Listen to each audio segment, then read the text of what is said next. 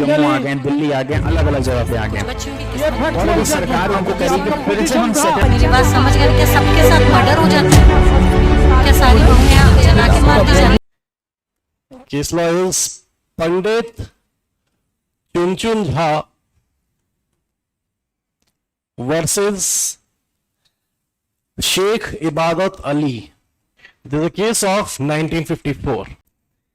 चलो इसे लिखो, इसमें पंडित चुनचुन झा वर्सेस शेख इबादत Ali.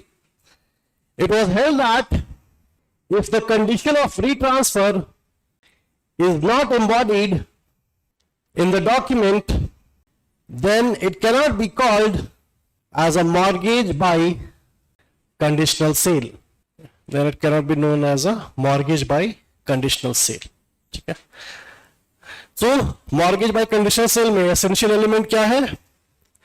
There it must look like a sale, not a sale looks like a sale. लग रहा है कि सेल है लेकिन होती नहीं है वहां पर. ठीक है. और दूसरी चीज कि उसमें रीट्रांसफर की कंडीशन जो है वो मस्ट है कि आपको करनी ही करनी है. अगर नहीं किया तो case law is pretty clear, बोलता है कि फिर वो मॉर्गेज बाय कंडीशनल सेल नहीं है हमारे. ठीक है.